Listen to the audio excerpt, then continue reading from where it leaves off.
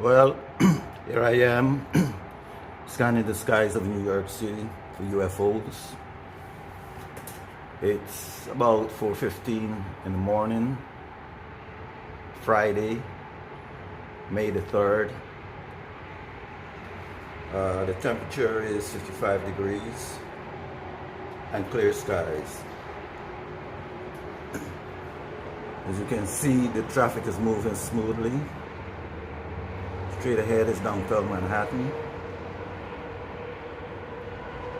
And so far there's no activity except a couple of lights, but normal lights.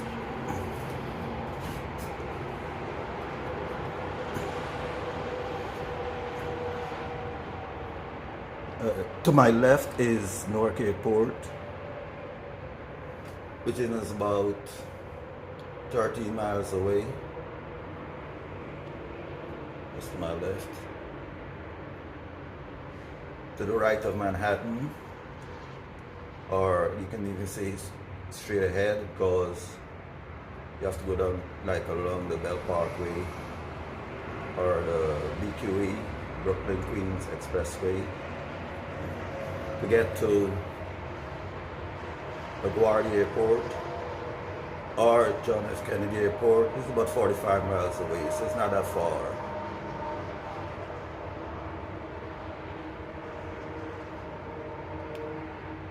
So nothing is happening.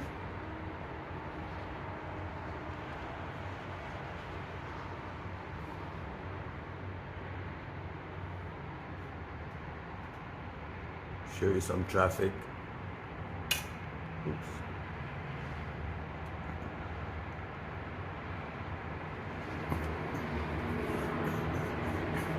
Incidentally, about a week ago, a young lady filmed a UFO over LaGuardia Airport. I don't know if you heard about that, but she made the national news and she made also the international news. And she has a clear picture of the UFO.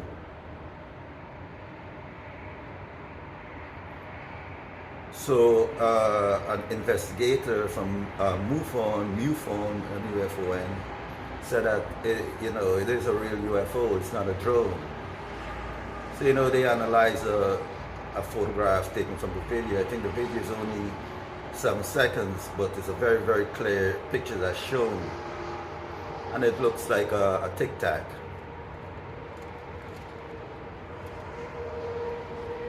And this was filmed during the day over LaGuardia Airport, which is just straight ahead or slightly to my right, 50 miles away, about 50 miles or less. And John F. Kennedy Airport is pretty much the same distance, 45 miles. And to my left is Newark International Airport, which is 13 miles, 15, 20 minutes drive.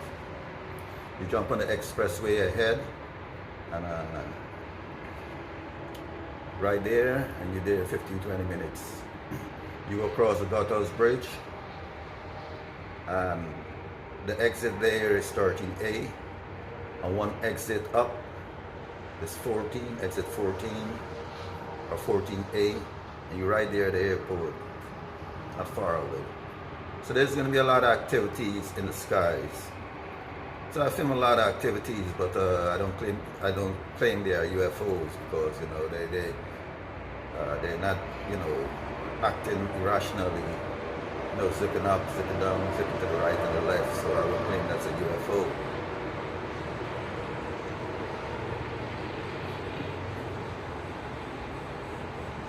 But her sighting was during the day, clear skies.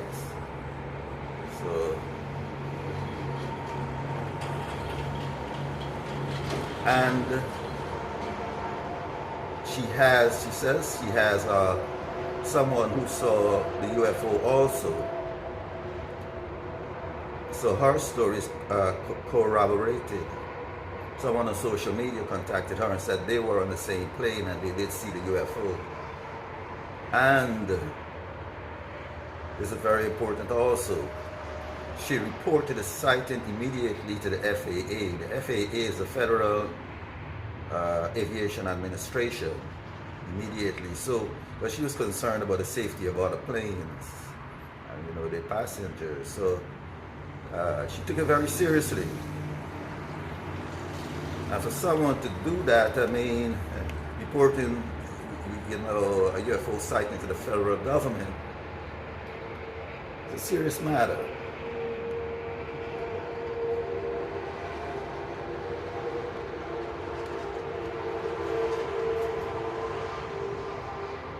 And her picture, like I said before, is very, very clear. You can see everything, all the outlines, you know, the edges. So, and it was close to the plane. I mean,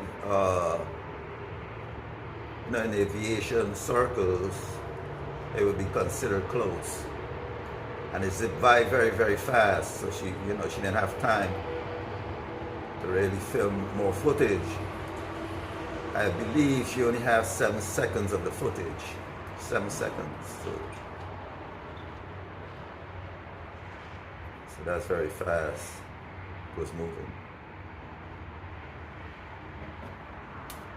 And I had previously mentioned that, you know, the New York City is a hotbed for UFO sightings. Now, this is being reported.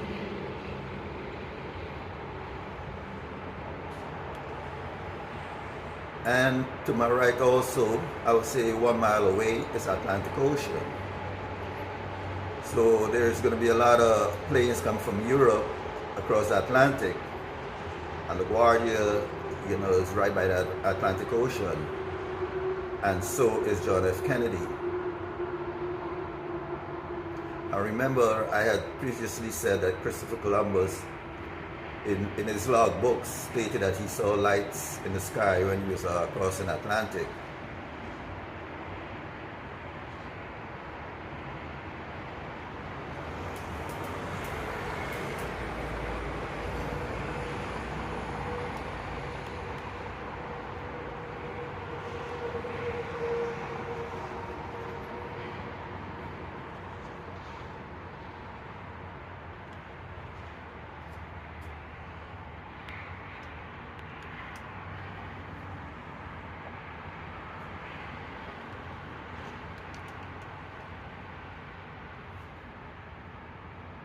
Well, so far, absolutely no activity in the skies.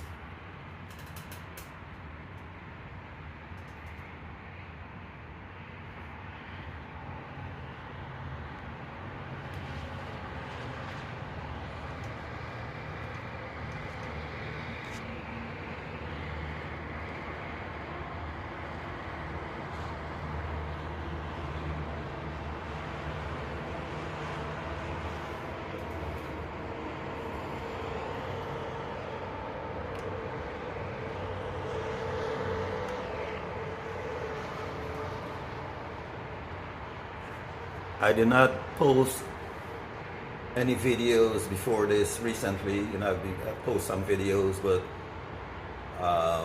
you know, I'm just looking at the skies and not seeing anything abnormal. So, you know, nothing interesting. But now, her UFO sighting, you know, I decided again to see what I can see. Hopefully, we see something one day.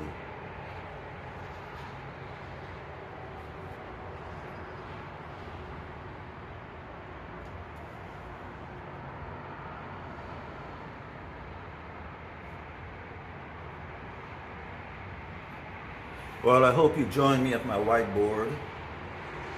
I had discussed the big pulse theory and the triple pulse and tripleverse theory. That's the theory dealing with the beginning of the universe,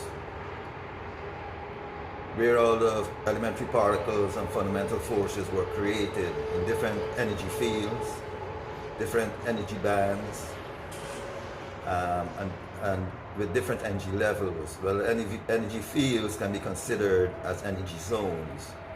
So I've been discussing that on my whiteboard.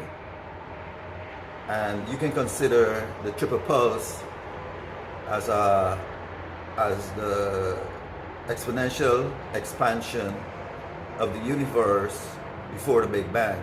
You can consider those the triple pulses, the three pulses, and the big pulse as the Big Bang. You know, when finally we have what we see here today. So that's the big pulse. But the main takeaway in the theory, one of the main takeaways from the theory, is that there were information imprint on the triple pulses, and that information was transferred to what we see during the big pulse. You know, the energy levels, fluxes, bands, and all of that cool down and form the particles and the forces, but they were not haphazardly formed. You know, it's not like the Big Bang, one bang, and all the energies were, you know, mixing around, flying around until it cools down, and then we have the elementary particles and fundamental forces as we see it today. What the triple pulse is saying, and the triple pulse and the big pulse is saying, that there was order in the triple pulse. It was not haphazard. There was order, and when the big pulse occurred, the order of the triple pulse created the forces and particles. You know, there's order. It's not like everything is in a soup, as the Big Bang says, everything is in a soup and it cooled down. No, there was order. There was bands, there were energy levels, and there were energy zones and energy fluctuations in which the DNA of the characteristics were imprinted on them. So that's the idea behind that, and I hope you join me on my Blackboard and check it out. For now, we haven't seen anything of note. I don't think you want to just look at empty skies.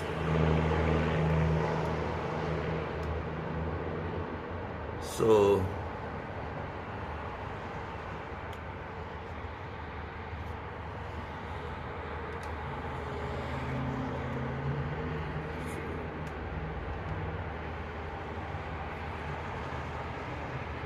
and the theory is called the Big Pulse, which is analogous to the Big Bang, and the triple pulse is analogous to cosmology inflation theory, or inflation cosmology theory that's been taught in colleges and universities.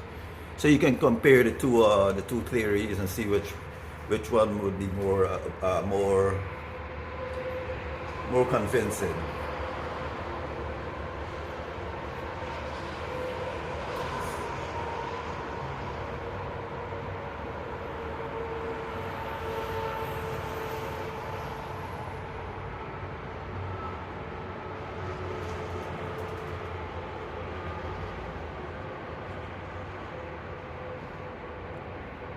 Okay, I have a rendition of a UFO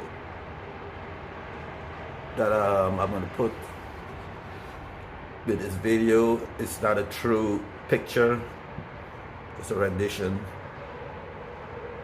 So, but the real picture, a real picture of the UFO, you can easily see on the internet what the lady saw. So there is a clear picture, a very, very clear picture, so you can check that out. But the one I'm going to put up is just a rendition.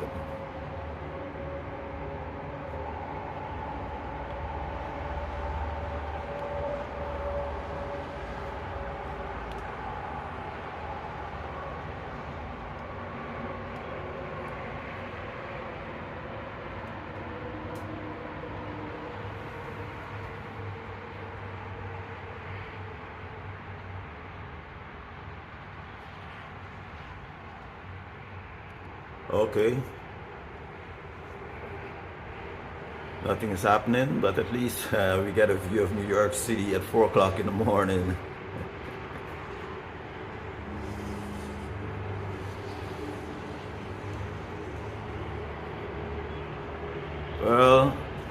guess we just gotta continue looking, and I will see you at my whiteboard.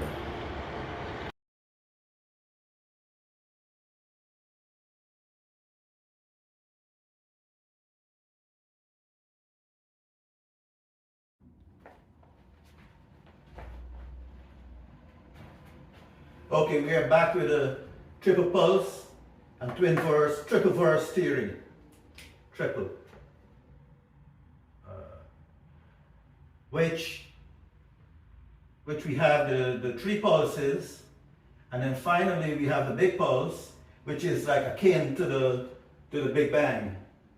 We have the known forces: strong, weak, electromagnetic. Gravity is not a force, and the pristine force, as I had explained it before, was the force of, when the first pulse started or expelled the first energy force, the pristine force would have been created when this energy cooled down with a corresponding particle.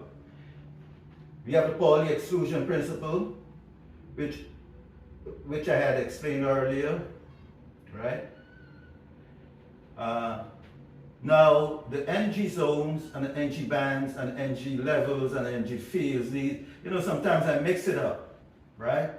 I realize that. So we would have, for example,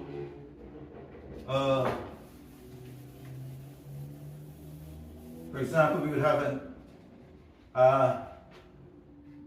energy zone. Let's draw it a little bigger.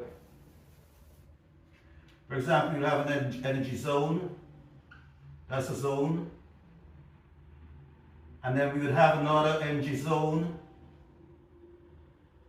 But when we have a pulse from this energy zone into this energy zone, we'll be creating an energy band, right? So this is going to be called an energy band. This is an energy zone, and this would be considered where the strong nuclear force exists. We call that like a pristine force, where the gluons were created. We would call that a pristine energy band, right? With different energy levels to create the gluons, right? So it's an energy zone with different energy levels, which will create the quarks and the gluons. So I hope we get that clear. So we have band zones and different energy fields, right? And like I said, in this pristine high energy zone, the gluons will be created, right? And the quarks, the gluons. Now, I had mentioned that a gluon would be created, well, the information and the characteristics will be instilled into the energy zone. But now the particle itself will not be created right away. It's just going to be like quantum fluctuations of the energy zone, right? Different energy levels will create different particles, fluctuations of different energy levels. So that's that. So the gluons are massless, right? They have zero electric charge with spin 1. So that shows that the gluon never interacted with the Higgs field, because the Higgs field is the field that gives particles mass, right? So the gluons are massless, just like the photons are massless. So what is that saying? That the same characteristics of that zone, the information characteristics of that zone, were the same with the photon energy zone, right? Same characteristics, because the photon is also massless, has zero electric charge with spin 1. So the gluon, the information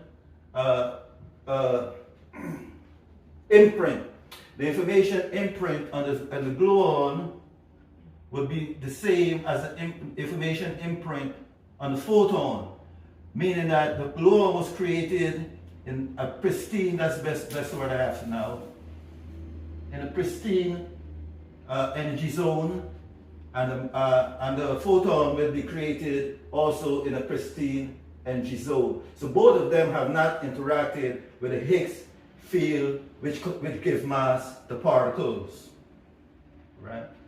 So we need to get that, a little clear. So they have, the same characteristics. They have almost the same characteristics, except the interactions that the gluons have.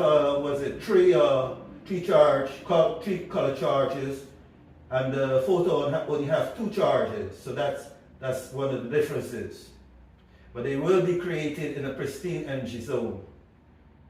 Now, the photon energy zone, right, will be protected by the magnetic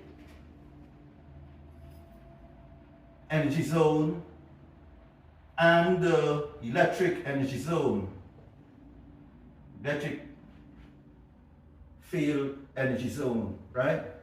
So what is it saying? That we can either have an electric field or a magnetic field, and in between here will be the photon field, right? So the Higgs energy field never penetrated because it was protected by these 2 different fields, the magnetic and electric. Maybe it's like a wire surrounded by an insulating wire, if you can think of it that way. But this is a very important concept, right? So what this is saying is that we have to have quantum energy causality, right? Causality means that 2 or more things have to be in contact so that they would almost have the same properties every which way, if it expanded or, like a Big Bang, right? So we're going to have causal contact, right, between the electric field and the photon field, with the magnetic field and the photon field. Causal quantum energy contact. And as you can see, when in past videos I had said that some of these fields has not been in causal contact with each other. So they would not have any interactions when we finally have the big pulse, which is, what is known today as the Big Bang, but we call it the big pulse, right? So we have some causal contact between certain fields and certain particles during the big pulse, right, will interact. So that's a very important point. Now, when all of this is going on, the information, everything that we see in the universe with these particles right now are information, right? The information were imprinted on these pulses, right? On the electric energy field, magnetic energy field, the strong nuclear force energy field, or zones and bands, all of the information were imprinted before we had the big pulse, which they call it the Big Bang. So once we understand that idea, that the information was imprinted during these 3 pulses, now we can solve everything that we see in the universe. Information imprint. And information is a very important word in physics, right? So we know about the speeding up of the universe. I spoke about the cosmic cake. I spoke about the cosmic shock, which would be responsible for the speeding up of the universe. 7 billion years ago, the universe started to speed up. And I spoke about dark matter, which will be, created when the first pristine energy band was expelled from the big pulse, from the first pulse, right? And we have dark energy is when the cosmic shock wave, sweep into the first energy band, which is a pristine energy band, and it speeded up the universe, right? So that's taken care of. I'll go over it over and over again. So we have big pulse. Now, the concept of imprinting information on these energy bands and energy zones, the concept is very important, because now when we see, like, we have these pulse, well, the big pulse, we have the big pulse, say this is a big pulse, and we transpose the big pulse into the cooling, right, of these energy levels, bands, and zones. We finally form these energies, right? I mean, these particles and forces. Then we ask ourselves, well, how does these forces act, right?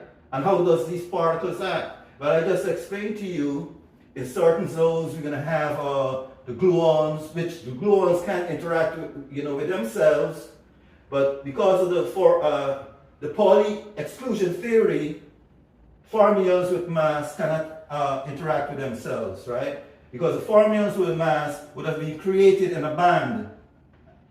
I had explained some of that before, but they were created in a band. There was a exchange of energies, different energy zones, and then we formed a band, and this is where the fermions would be created. But the gluons and the photons were created in a pristine energy zone, but it had different energy levels, right? In the same pristine energy zones, not contaminated by, say, the electric band or the magnetic band, right? Or the Higgs energy band, right? Now, I'm going to give a couple of comments. Einstein said, God does not play dice. What he means is that if you have an electron or a particle, right, and you want to analyze it or describe it, you have to find the momentum and position of that particle. You have to take the probability of the wave that describes that particle. You have to take a probability of the wave, at that point, to find the position and momentum. This is why, so you cannot know. But if you throw a ball into the air, it's going to fall right there. But to find the momentum of that particle and the position, you have to have a wave function, and you have to take the probability of the wave function. You have to go through a lot of mathematical terms, right? Like one of Dirac's equations, you would have to go through a Dirac equation term, right? And Paul Dirac says there are too many probabilities in our math, right? Everywhere you look around, there are probabilities. Even Dirac's equations have probabilities. You have to take probabilities, probability densities, probability, a whole bunch of probability math.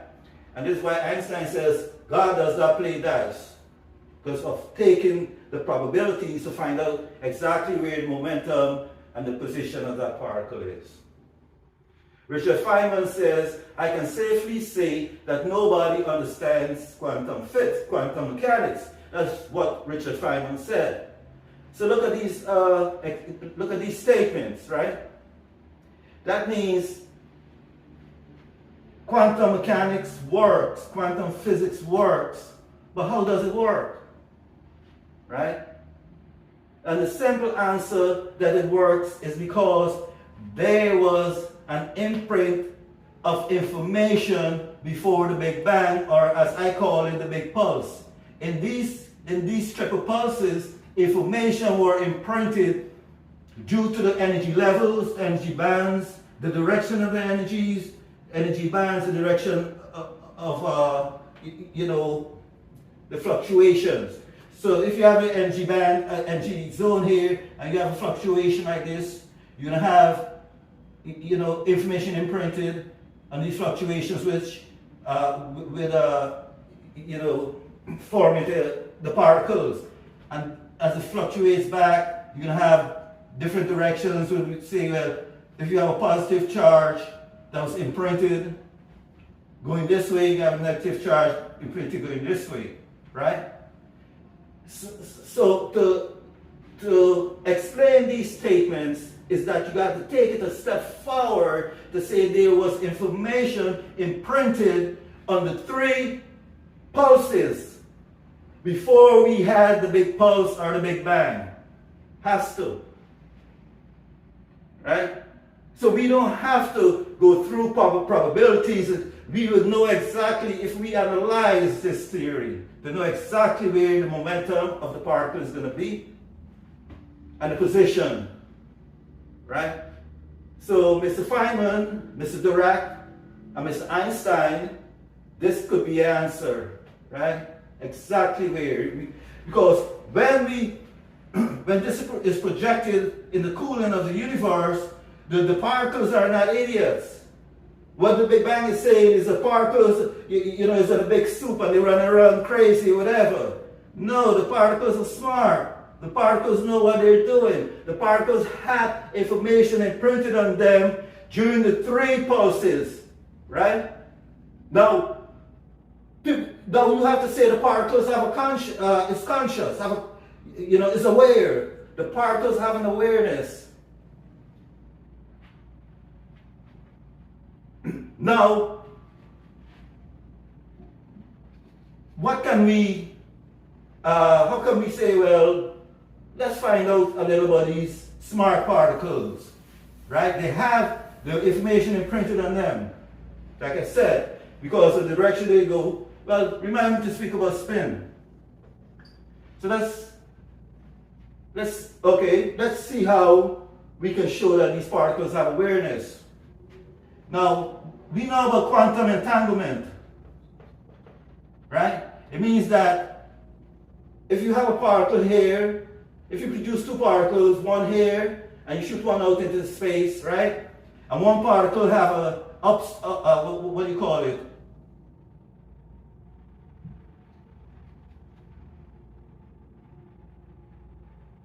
Well,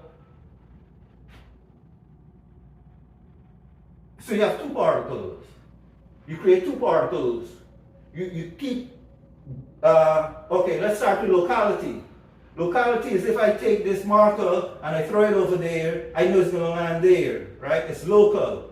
I can observe what goes on right here. It's local. Throw it there, I can see it landing. So I can give the information about the marker. Non-locality is when 2 particles interact instantaneously, right? It's far away. They should have no interaction between them. They cannot see each other. There's no interaction, right? So if you produce 2 particles and you shoot one out into space, right? One particle. Oh, okay. So if the particle is spinning this way, if the particle is spinning this way, see, you curl your fingers towards the spin of the particle, and your thumb is pointing upwards. That's called spin up, right? If the particle is spinning in the opposite direction, you curl your fingers around, and the direction that your finger is pointing is called spin down, right? So you create 2 particles. Now, one particle, you don't know what if it's spinning up or spinning down. But this theory will tell you, because of the contact, the quantum causal contact, these particles are in contact. They know what they are going to do, right? It's imprinted in them, information imprint. So if you can observe one particle spinning up, obviously the other one is going to spin down, right? They know instantaneously. They can be 1 trillion miles away. This solves a lot of what these people are saying. Spooky action at a distance, right? Right away that solves that. Oh, it's an action. No, you know. If it's spinning down, because of the information imprint, it will spin up. So that's saying now the information imprint during the triple pulse, the information imprint, if it says like the energy levels are moving in a different direction and at a triple during the triple pulse, right? Then you can safely say, well, hold on a minute. All right. In the causal quantum energy contact, and it says that, okay, the particles say, this information was imprinted on them that a particle can only spin down, right? Only spin down. So if you produce two particles, one here and you shoot out one out here, you know this is a spin down. This has to be a spin down. The information was already imprinted. If it's spin up here, the one out here has to be spin up. The information was already imprinted, but the information is imprinted in the way that we know. One has to be down, and one has to be up. Spooky action at a distance, right? This is what you call quantum entanglement.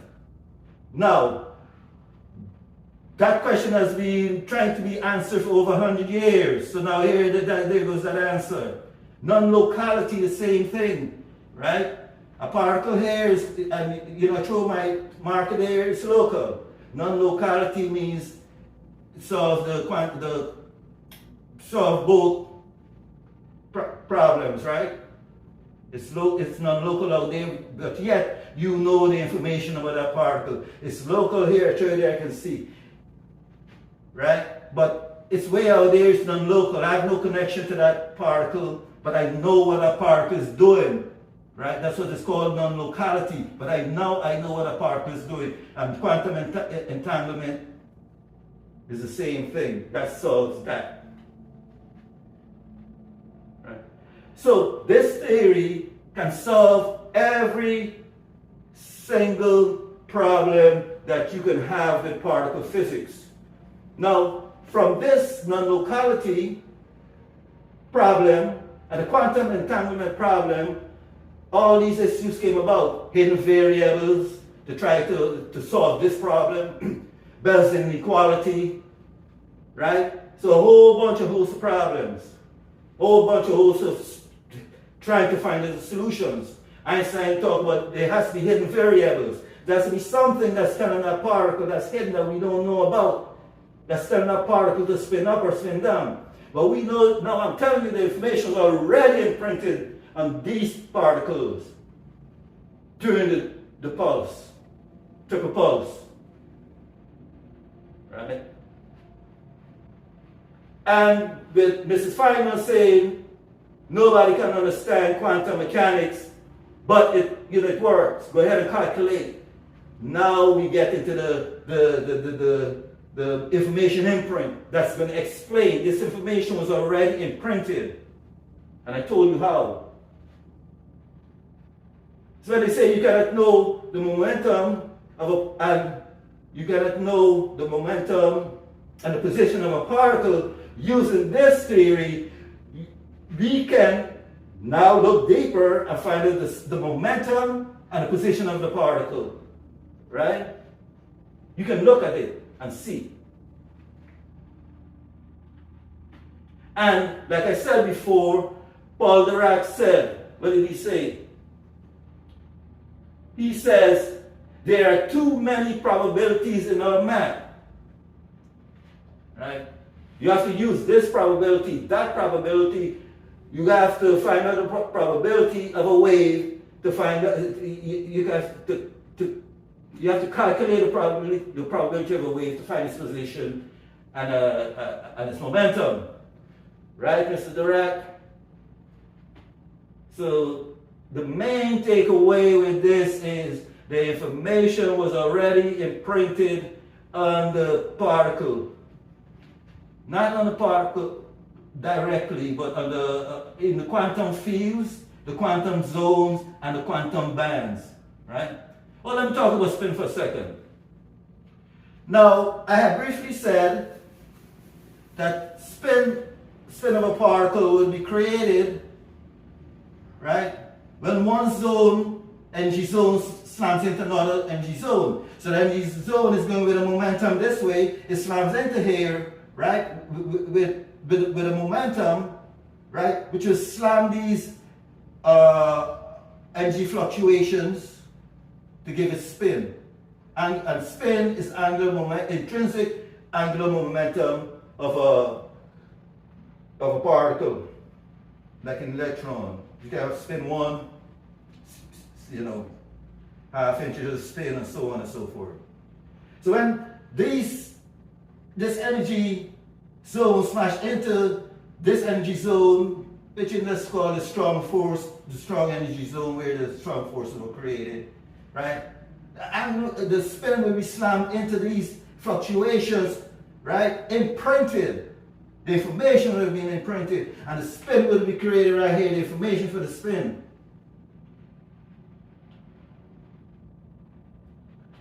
Right? And if you were to go in a different direction, just like charge, right? If you have a neutral energy zone, you can have a plus charge going this way, and when it slams into another energy zone, you can have a negative charge.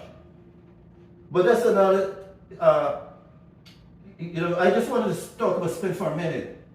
So for you to explore spin, you cannot use a mathematical term like whatever c squared, right? It's not going to work. You say, well, we need higher energy levels, higher speeds. This is exactly why. This is a pulse. This pulse here is trillions and trillions of times faster at higher energy levels than c squared. C squared never existed during this pulse. This is quantum energy zones. So when you try to work with spin and you see you need, well, c squared has to be so high. C squared never existed. C squared cannot compare to the speed. Speed was not even created with the energy flux, right? So when you want to, like I said, do spin, think about that. Essential if you want to study spin.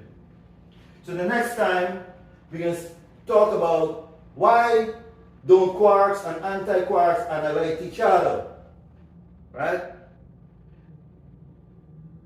The hint is the meson is actually the original fundamental particle of the quarks and anti-quarks.